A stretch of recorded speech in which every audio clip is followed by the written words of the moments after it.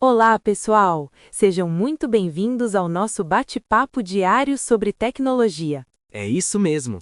E hoje vamos mergulhar nas notícias mais quentes do dia, direto dos sites TechCrunch e Gizmodo, de 12 de 12 de 2025. Preparem-se, porque tem muita coisa rolando. Com certeza! Para começar com o pé direito, vamos falar sobre um assunto que mexe com o futuro do transporte e que está em constante evolução: a direção autônoma. A Rivian, que já se destacou no mercado de veículos elétricos, está apostando forte nesse campo, apresentando seu novo Large Driving Model e planos ambiciosos para o futuro. O que você achou dessa movimentação, nome do apresentador 2? Essa é realmente fascinante, nome do apresentador 1. O TechCrunch trouxe uma matéria que detalha a aposta da Rivian em inteligência artificial para direção autônoma, saindo de sistemas baseados em regras para um modelo de ponta a ponta, bem parecido com o que a Tesla faz. O CEO, R.J. Scaringe, mencionou que eles estão treinando esse modelo com dados da frota e esperam lançar a direção Universal Hands-Free já no início de 2026, cobrindo milhões de quilômetros nas estradas dos Estados Unidos e Canadá. O mais interessante é que eles planejam até abandonar os chips da NVIDIA em 2026 para usar um computador de autonomia personalizado nos seus modelos R2, o que pode ser um grande passo para a customização e otimização de hardware. Exato! E não é só a Rivian que está nessa corrida. A Zevo, que opera uma frota de carros compartilhados elétricos, anunciou que vai adicionar robotáxis à sua rede, começando com a novata Tensor. A Tensor, por sua vez, surgiu da AutoX e promete ser a primeira a vender um carro totalmente autônomo para consumidores comuns em 2026. A Zevo planeja comprar até 100 carros da Tensor e integrá-los à sua rede, criando uma espécie de serviço de robotáxi descentralizado. O que me chama a atenção aqui é a estratégia da Zevo de apostar em startups como Tensor e até Faraday Future, buscando não só um bom acordo, mas principalmente uma integração profunda com o software dos veículos, algo que montadoras tradicionais relutam em oferecer. Essa sinergia entre startups é realmente um ponto-chave. E falando em carros autônomos, a ideia de ter um carro que pode se mover por conta própria para resolver tarefas, como buscar comida ou resolver recados, que a Autolane tem em mente, se torna cada vez mais real. A promessa de Elon Musk de que os proprietários vão querer usar seus carros para oferecer caronas e gerar renda extra também entra nesse contexto. A grande questão é a confiança e escalabilidade. A Tensor ainda precisa provar que pode construir carros em larga escala e com confiabilidade, algo que tem sido um obstáculo para muitas novatas.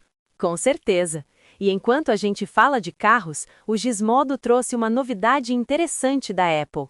Com o iOS 26.2, a empresa está mais uma vez permitindo que os usuários ajustem o visual do Liquid Press, dessa vez na tela bloqueada, controlando a transparência do relógio.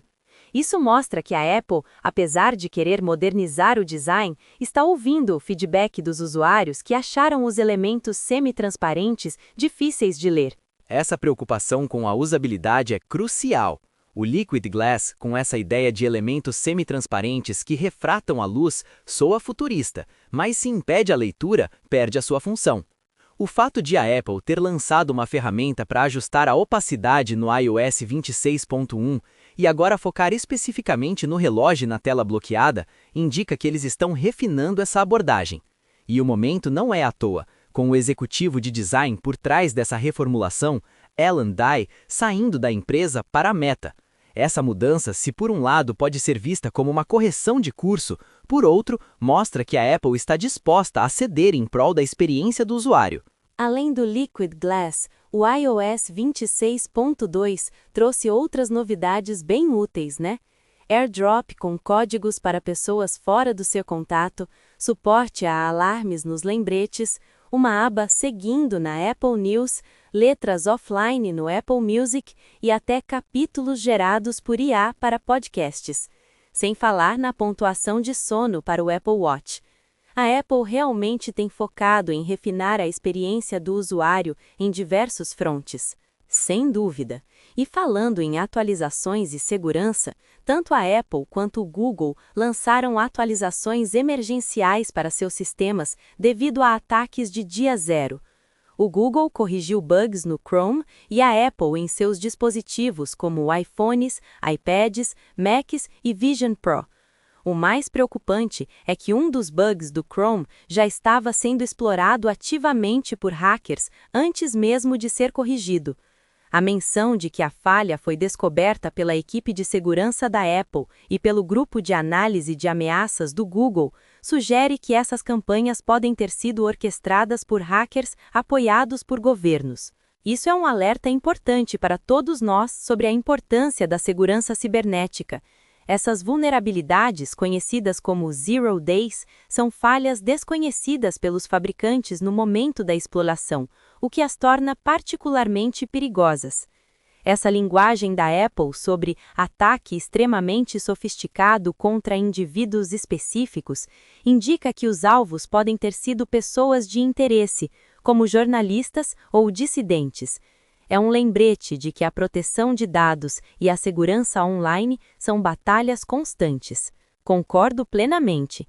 E nessa linha de caixas pretas algorítmicas, temos a notícia de que o Google está lançando seu agente de pesquisa de IA mais profundo, no mesmo dia em que a OpenAI lança o GPT 5.2. E o Google também está trazendo recursos avançados do Gemini para o Google Tradutor, prometendo traduções mais inteligentes, naturais e precisas, capturando o contexto de expressões idiomáticas e gírias. Essa integração do Gemini no Google Tradutor é um grande avanço. Imagina traduzir "Stealing My Thunder" e não receber uma tradução literal, mas sim o sentido correto da expressão. Isso é o poder da IA contextual. E a novidade de ouvir as traduções em tempo real nos fones de ouvido, mantendo o tom, a ênfase e a cadência de cada falante, é algo que vai revolucionar a comunicação em viagens e interações internacionais. A versão beta já está disponível para Android nos Estados Unidos, México e Índia, com planos para expandir para iOS e mais países em 2026. E não para por aí. O Google também está expandindo suas ferramentas de aprendizado de idiomas no aplicativo Tradutor, tornando mais fácil para as pessoas praticarem novas línguas com feedback aprimorado e acompanhamento de dias seguidos de aprendizado. É uma jogada clara para competir diretamente com aplicativos como o Duolingo. Falando em proteção de dados e, infelizmente, em violações, o Gizmodo trouxe uma notícia preocupante. A gigante de verificação de crédito 700 Credit sofreu um vazamento de dados que afetou pelo menos 5,6 milhões de pessoas. Nomes, endereços, datas de nascimento e números de seguro social foram roubados, com o hacker agindo entre maio e outubro de 2025. Essa é uma falha grave, e a recomendação da Procuradora-Geral de Michigan para que as pessoas afetadas tomem medidas imediatas, como congelar o crédito ou usar serviços de monitoramento, é fundamental. Em um cenário onde as informações pessoais são tão valiosas, vazamentos como esse podem ter consequências devastadoras para as vítimas, e infelizmente não é o único caso recente de exposição de dados. Pois é. Outro caso preocupante é o da Home Depot, onde um pesquisador de segurança descobriu que um token de acesso exposto online permitiu acesso a sistemas internos por quase um ano. O mais alarmante é que o pesquisador tentou alertar a empresa diversas vezes, sem sucesso, sendo ignorado por semanas até que o TechCrunch interveio. Isso levanta questões sérias sobre a responsabilidade das empresas em relação à segurança. A falta de um canal claro para reportar falhas de segurança, como um programa de divulgação de vulnerabilidades, e a resposta lenta ou inexistente demonstram uma falha grave na gestão de riscos. A exposição permitiu acesso a repositórios privados de código-fonte, infraestrutura de nuvem e sistemas de processamento de pedidos. Essa negligência é inaceitável. E a Rama Film, fabricante de cabines fotográficas, também teve uma falha de segurança simples em seu site, expondo fotos e vídeos de clientes online. O pesquisador Zeaster alertou a empresa em outubro, mas a vulnerabilidade só foi gratada após contato do TechCrunch. Embora as fotos agora pareçam ser excluídas após 24 horas, a exposição diária de conteúdo ainda é um problema sério.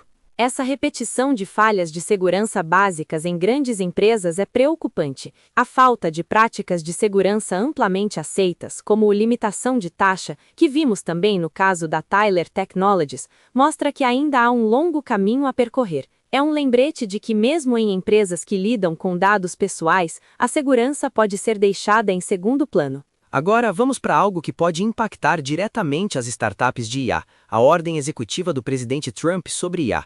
Ele orienta agências federais a contestarem leis estaduais de IA, argumentando que as startups precisam de um alívio, de um mosaico de regras. A ideia é criar um único conjunto de regras em nível federal. Mas a questão é se essa ordem realmente trará a clareza que as startups precisam ou se prolongará a incerteza. Especialistas jurídicos e as próprias startups apontam que isso pode gerar batalhas judiciais longas, deixando as jovens empresas navegando por requisitos estaduais em constante mudança enquanto esperam por um quadro nacional. A preocupação é que a falta de um padrão federal claro pode prejudicar a inovação e deixar as startups menores em desvantagem em comparação com as Big Tech. E esse cenário de regulamentação se estende a outras áreas. O Reddit, em um movimento peculiar, está argumentando que não é como outras plataformas sociais em seu caso contra a proibição de redes sociais para menores de 16 anos na Austrália. Eles argumentam que a lei limita o livre discurso político e que o Reddit, como uma coleção de fóruns públicos organizados por assunto, não se encaixa na definição de plataforma de mídia social da legislação. Essa é uma jogada interessante para se diferenciar. Ao se apresentar como um espaço de compartilhamento de conhecimento e discussão, e não como uma plataforma onde o foco principal é a interação social em si, o Reddit tenta se esquivar da regulamentação. A administração do Reddit levanta pontos válidos sobre a privacidade e a expressão política, mas a necessidade de processos de verificação intrusivos para proteger menores também é um dilema. Para fechar o nosso bloco de notícias, uma iniciativa da Microsoft que visa a sustentabilidade. A empresa anunciou a compra de 3,6 milhões de toneladas métricas de créditos de remoção de carbono de uma usina de bioenergia na Louisiana. Essa usina processará resíduos florestais em metanol, que pode ser usado para combustível e matéria-prima industrial com captura e armazenamento de CO2. Essa é uma das muitas compras de créditos de carbono que a Microsoft tem feito. Com a expansão de sua pegada de data centers que consome muita energia, a empresa corre o risco de não cumprir seu compromisso de neutralidade de carbono até 2030. Essas compras de carbono ajudam a compensar futuras emissões de combustíveis fósseis.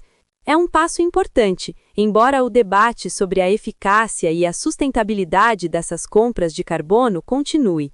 Com certeza, é um tema complexo, mas que mostra a busca de grandes empresas por soluções para mitigar o impacto ambiental.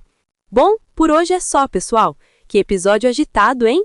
Exato! Tanta coisa acontecendo no mundo da tecnologia, dá para ficar horas conversando. Não esqueçam de nos acompanhar amanhã para mais novidades e análises fresquinhas.